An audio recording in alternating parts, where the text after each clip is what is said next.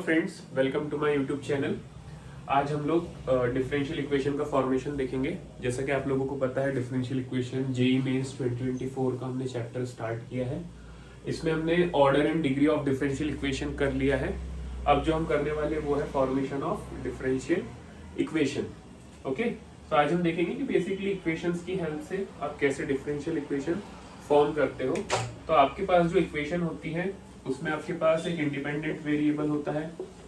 Okay, dependent variable दिखता है equation में y, और आपको इसके साथ कुछ दिखते हैं कांस्टेंट्स। कांस्टेंट्स कोई भी नंबर हो सकते हैं जो जनरल फॉर्म में दिए रहते हैं, जैसे कि अल्फाबेट के फॉर्म में। जैसे यहाँ पे जो कांस्टेंट है वो a है, और यहाँ पे जो कांस्टेंट है वो b है। ये जो ऐसे कांस्टेंट होते हैं ना, जो नंबर के फॉर्म में दिए नहीं रहते बट इनकी वैल्यू कोई नंबर होता है, ऐसे कांस्टेंट को आप बोलते हो आर्बिट्री कांस्टेंट। आर्बिट्ररी कांस्टेंट है ना, ये अल्फाबेट के फॉर्म में लिखे रहते हैं इक्वेशन में, बट इनकी कोई पर्टिकुलर वैल्यू होती है। तो ऐसे कांस्टेंट को क्या बोला जाता है? Arbitrary constant. सो बेसिकली ऐसी y और x और कांस्टेंट में इक्वेशंस होती है, हमें उस इक्वेशन से डिफरेंशियल इक्वेशन फॉर्म करना रहता है। ठीक है, तो अब हम क्या करते हैं, इस इक्वेशन से डिफरेंशियल इक्वेशन फॉर्म करना है तो हम इन इक्वेशंस को डिफरेंशिएट करते हैं। हम ये जितने भी y और x में इक्वेशन रहेंगी सबको क्या करेंगे? डिफरेंशिएट करेंगे। अब डिफरेंशिएट करने में क्वेश्चन ये आता है कि सर कितने बार डिफरेंशिएट करेंगे, है ना? डिफरेंशिएट कितने बार करना है? जैसे इक्वेशन है, अगर आप बोलेंगे डिफरेंशिएट डिफरेंशिएट डिफरेंशिएट कितने बार, यहाँ पे डिफरेंशिएट कितने बार, तो इसका आंसर रहता है कि जितने नंबर ऑफ कांस्टेंट है वहां पे, जितने नंबर ऑफ, यहाँ पे एक वर्ड यूज करेंगे डिफरेंट, आर्बिट्ररी कांस्टेंट है, आर्बिट्ररी कांस्टेंट है उतने बार। ठीक है, तो यहां पे देखो क्या वर्ड यूज किया मैंने? Different arbitrary constant. यहाँ पे देखो एक कांस्टेंट है, इस इक्वेशन को एक ही बार डिफरेंशिएट करना पड़ेगा, और ये सेकंड वाले एग्जांपल में दो डिफरेंट आर्बिट्ररी कांस्टेंट है, एक है a एक है b, तो यहाँ पे दो बार डिफरेंशिएट करना पड़ेगा आपको। अब एक एग्जांपल और लेता हूं मैं आपके लिए, y is equal to c square, y square is equal to c square plus c by x. ठीक है, तो एग्जांपल लिया मैंने आपके सामने।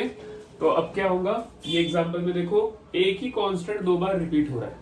यहाँ पे जो c है एक बार उसका स्क्वायर है और एक बार सिर्फ c है।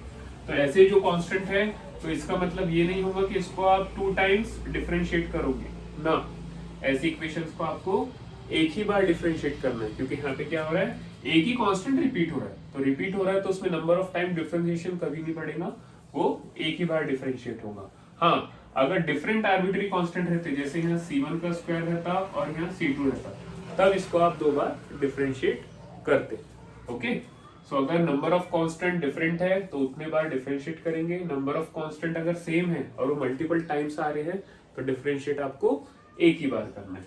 तो चलिए एग्जांपल्स लेते हैं, यही एग्जांपल से स्टार्ट करते हैं और देखते हैं कि डिफरेंशियल इक्वेशन कैसे फॉर्म की जाती है। ओके, तो इसका सॉल्यूशन देख लेते हैं पहले। फर्स्ट एग्जांपल देखो क्या है, y square is equal to 4ax। तो आपको इसको डिफरेंशिएट करना है, तो हम लिखेंगे differentiate with respect to x। So left hand side में भी डेरिवेटिव लगेगा विथ रिस्पेक्ट टू x में, और राइट हैंड साइड में भी डेरिवेटिव लगेगा विथ रिस्पेक्ट टू x में। ठीक है, देयरफॉर अब यहाँ पे हम differentiate with respect to x कर रहे हैं, और यहाँ पे जो जिसको डिफरेंशिएट कर रहे हैं हम वो क्या है, y में है। तो यहाँ पे लगता है chain rule. Chain rule apply करना है। यहाँ पे कैसे करोगे, अगर कोई डिफरेंट वेरिएबल से आप डिफरेंशिएट कर रहे हो और किसी डिफरेंट वेरिएबल के फंक्शन को कर रहे हो, तो ऐसी जगह चेन रूल लगाते हैं। चेन रूल क्या बोलता है, पहले वेरिएबल फंक्शन जिस वेरिएबल में है उसको उसी से डिफरेंशिएट करो। तो y स्क्वायर का डेरिवेटिव हो जाएगा 2y इनटू फिर उस वेरिएबल को x के रिस्पेक्ट में डिफरेंशिएट कर दो। ये होता है चेन रूल। जैसे फॉर एग्जांपल एक और बार लेके बताता हूँ एग्जांपल आपको, डिफरेंशिएट कर रहे हैं आप p के रिस्पेक्ट में, और किसको कर रहे हैं, t स्क्वायर। तो चेन रूल लगेगा यहाँ पे, क्यों? क्योंकि डिफरेंशिएट आप अलग वेरिएबल से कर रहे हो और फंक्शन यहाँ पे अलग वेरिएबल में है। भाई ऐसे सिचुएशन में क्या होगा, पहले आप इस फंक्शन को जिस वेरिएबल में ये है उसी में करोगे, मतलब टी स्क्वायर को पहले टी के रिस्पेक्ट में डिफरेंशिएट किया जाएगा, तो टी स्क्वायर का डेरिवेटिव होता है 2t इनटू फिर t को p के रिस्पेक्ट में किया जाएगा, तो लिखेंगे यहाँ पे dt बाय dp। ये सेम चीज हमने यहाँ पे अप्लाई की है, इज इक्वल टू, देखो अब यहाँ पे क्या है 4 इंटू ए कॉन्स्टेंट है डेरिवेटिव के बाहर, डेरिवेटिव किसका होगा, सिर्फ x का, x का डेरिवेटिव कितना होता है 1, देयरफॉर क्या हो गया ये 2y into d y by d x is equal to 4a। Okay, अब ये जो गिवन इक्वेशन थी, फॉर एग्जांपल इसको कंसिडर कर लो 1 और इसको कंसिडर कर लो 2। अब क्या करो, 2 को पुट कर दो इक्वेशन नंबर 1 में, 2 को पुट करो 1 में, therefore from 1 and 2 y square is equal to 4a की प्लेस पे क्या रखोगे 2y into d y by d x into x, तो y से y कट, तो ये y is equal to 2x into d y by d x. अब आपको डिफरेंशियल इक्वेशन चाहिए तो इसको और अच्छे से लिख लो, d y by d x is equal to y upon 2x। अब नेक्स्ट स्टेप में ये कर सकते हो कि y अपॉन 2x को लेफ्ट में ला लो, वैसे भी कर सकते हो, तो ये और सिंपलेस्ट फॉर्म में आ जाएंगी, therefore d y by d x minus y upon 2x is equal to 0। तो ये क्या है हमारी, ये है रिक्वायर्ड डिफरेंशियल इक्वेशन, है ना। तो इस तरीके से इक्वेशन, कोई भी जनरल इक्वेशन आपको गिवन है y और x में, तो उसको डिफरेंशिएट किया जाता है और उससे डिफरेंशियल इक्वेशन फॉर्म की जाती है। अब ये जो सेकंड एग्जांपल है उसको देखते हैं कि कैसे अगर दो डिफरेंट आर्बिट्री कांस्टेंट हो तो आप उस इक्वेशन को डिफरेंशिएट करेंगे। तो अगर ये आपने नहीं लिखा है तो लिख लो, स्क्रीनशॉट ले लो अगर आप स्क्रीनशॉट लेना चाह रहे हो, अदरवाइज हम आगे बढ़ेंगे, ठीक है। चलो देखते हैं हम लोग।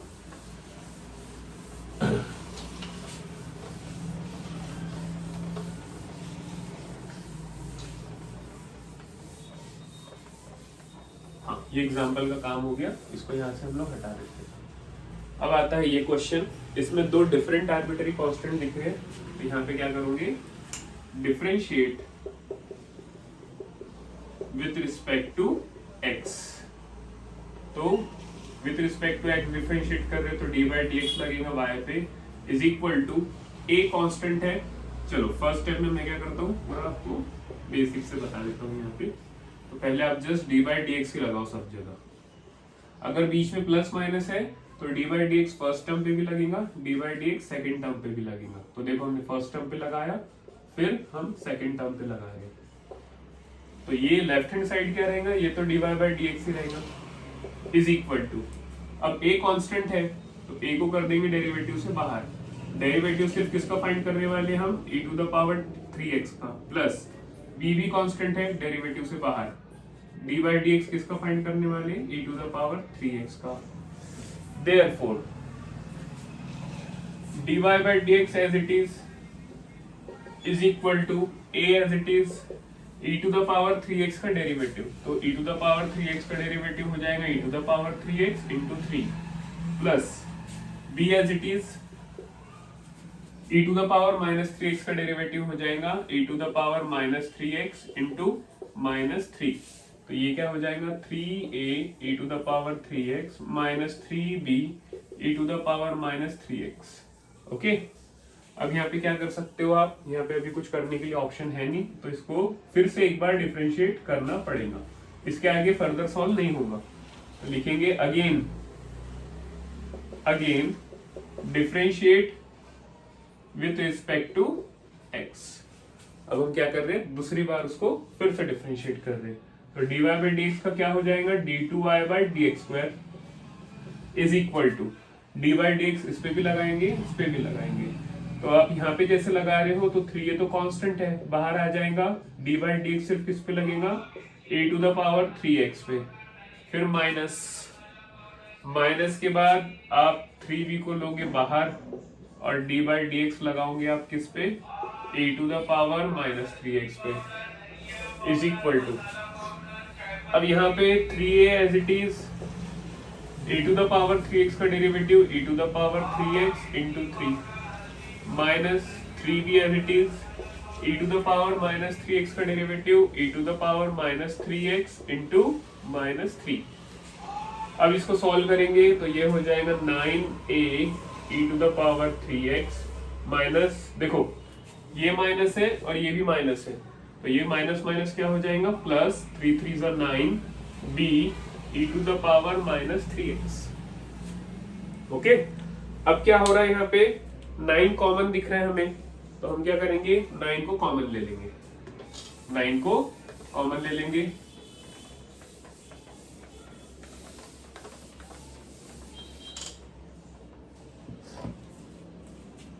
So this will be equal to 9, bracket में क्या बचेगा a e to the power 3x minus में आएगा यहाँ पे plus b e to the power minus 3x is equal to 9। अब ये क्या है, इसको आप ऑब्जर्व करो तो ये क्या है y है जो आपको क्वेश्चन में गिवन है, तो यहाँ पे आ जाएगा y। तो लेफ्ट हैंड साइड में क्या था d2y by dx square is equal to 9y। तो इसको और अच्छे से लिखना है तो आप क्या लिखोगे d2y by dx square minus 9y is equal to 0। This is the required differential equation, required differential equation. Okay, so ये था कि किस तरीके से आप डिफरेंशियल इक्वेशन को किस तरीके से एक जनरल इक्वेशन को आप डिफरेंशिएट करोगे और उससे डिफरेंशियल इक्वेशन फॉर्म करोगे। ओके, सो एक और क्वेश्चन लेते हैं इसके ऊपर और देखते हैं कि अगर कोई वेरिएबल रिपीट कोई कांस्टेंट अगर रिपीट हो रहा है तो उसका ये मीनिंग नहीं है कि आप उस इक्वेशन को उतने टाइम्स डिफरेंशिएट करो, आपको जस्ट एक ही बार करना है, वो वेरिएबल वो कांस्टेंट रिपीट ही क्यों ना। ठीक है, तो देखो बताते हैं एक और एग्जांपल से, एक और एग्जांपल लेते हैं। y is equal to number 3, y is equal to c square plus c by x. ये एग्जांपल लिया मैंने, ये हम इंटेंशनली ले रहे हैं क्योंकि यहाँ पे एक ही कांस्टेंट है c और वो 2 बार आ रहा है, तो हमारा जो डाउट है वो क्लियर हो जाए कि अगर सेम कांस्टेंट रिपीट हो रहा है तो नंबर ऑफ टाइम्स उतने नंबर ऑफ टाइम डिफरेंशिएट करेंगे या फिर एक बार में ही हो जाएगा। ठीक है, तो ऐसी सिचुएशन में क्या होता है आपको एक ही बार डिफरेंशिएट करना रहता है, तो लिखेंगे differentiate with respect to x, therefore dy by dx क्या हो जाएगा is equal to d by dx of किसका c स्क्वायर का plus d by dx of c by x is equal to, यहाँ पे क्या है सी स्क्वायर कांस्टेंट, कांस्टेंट का डेरिवेटिव होता है 0 प्लस सी कांस्टेंट है डेरिवेटिव के बाहर आ गया, डेरिवेटिव जो लिया जाएगा वो लिया जाएगा सिर्फ 1 अपॉन एक्स का। Okay, is equal to 0 plus c into 1 upon x का डेरिवेटिव होता है minus 1 upon x square. Okay, so इधर क्या था लेफ्ट हैंड साइड में, यहाँ पे था dy by dx, therefore dy by dx is equal to plus c into minus 1 upon x square, तो ये क्या हो जाएगा minus c upon x square dy by dx। अब यहां से क्या करो c की वैल्यू निकाल लो, तो c की वैल्यू क्या मिल जाएगी आपको, c की वैल्यू मिलेंगी एक्स स्क्वायर चले जाएगा मल्टीप्लीकेशन में और ये जो माइनस c पे है वो उधर चले जाएगा, तो वो हो जाएगा minus x square dy by dx। Okay, ये क्या मिल गई इक्वेशन नंबर 2, जो गिवन इक्वेशन है उसको 1 कर दो। अब इक्वेशन 1 और 2 में क्या दिख रहा है आपको कि जो c की वैल्यू है हम इक्वेशन 2 से लेंगे और उसको पुट कहाँ कर देंगे इक्वेशन नंबर 1 में, तो देखो क्या हो जाता है। इसको इतना रब कर लेते हैं पहले, from 1 and 2,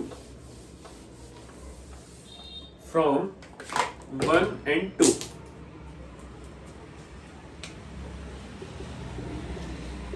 from 1 and 2 y is equal to c square मतलब minus x square into dy by dx इसका होल स्क्वायर प्लस 1/x को बाजू में रहने दो, c की वैल्यू कितनी है -x² into dy/dx, okay, is equal to, अब क्या करना है, यहाँ पे मल्टीप्लीकेशन हो रहा है तो याद रखो a इंटू बी का अगर होल स्क्वायर है तो ये कैसे खुलता है, a² इंटू b², तो यहाँ पे माइनस का स्क्वायर तो प्लस हो जाना है तो वो लिखेंगे नहीं हम, x² का स्क्वायर तो ये हो जाएगा x⁴ इंटू dy/dx का स्क्वायर तो ये हो जाएगा dy/dx का स्क्वायर। अब ये देखो ये x से एक x कट हो गया, माइनस प्लस माइनस हो जाएगा, यहाँ पे x बचेगा और साथ में dy/dx, और लेफ्ट हैंड साइड में क्या था, सिर्फ y था, ओके। सो अब इसको प्रॉपर वे में लिखेंगे अच्छे से, इसको प्रॉपर वे में अगर हम लिखते हैं देखो क्या बन जाता है, therefore x⁴ into dy/dx whole square minus x into dy/dx, और ये प्लस y था, लेफ्ट में आएगा तो minus y is equal to 0। अगर इधर से y लेफ्ट साइड से राइट साइड में शिफ्ट हो जाता है तो यहाँ क्या बचने वाला है, 0, तो यहाँ 0 कर दिए, और वो प्लस y था इक्वल के इधर आएगा तो वो माइनस y हो जाएगा। ये है रिक्वायर्ड डिफरेंशियल इक्वेशन। अब 3 क्वेश्चन हमने सॉल्व किए हैं, तीनों में आपने एक चीज ऑब्जर्व की होंगी, कि जो डिफरेंशियल इक्वेशन फॉर्म होती है लास्ट में, उसमें जो क्वेश्चन में आर्बिट्री कांस्टेंट थे वो नहीं दिखते। तो ये भी एक चीज आपको याद रखना है कि जब डिफरेंशियल इक्वेशन फॉर्म हो जाती है तो क्वेश्चन में जो कांस्टेंट थे वो कांस्टेंट उसमें दिखते नहीं है, ठीक है। तो एक तरीके से क्या हो जाता है, आर्बिट्री कांस्टेंट एलिमिनेट हो जाता है। कोई भी डिफरेंशियल इक्वेशन जब आप फॉर्म कर रहे हो किसी इक्वेशन से, तो उस डिफरेंशियल इक्वेशन में इक्वेशन के जो कांस्टेंट्स है वो आपको नहीं दिखेंगे, ठीक है। तो ये था फॉर्मेशन ऑफ डिफरेंशियल इक्वेशन के कुछ क्वेश्चन, आई होप समझा हो। इस पे आपको कोई भी डाउट आ रहा है, कोई भी क्वेरीज है, कमेंट बॉक्स में आप मुझे बता सकते हो, ठीक है। सो आज की क्लास में इतना, हम नेक्स्ट क्लास में मिलते हैं न्यू वीडियो के साथ और देखते हैं कि डिफरेंशियल इक्वेशन के चैप्टर को कैसे आगे ले जा सकते हैं।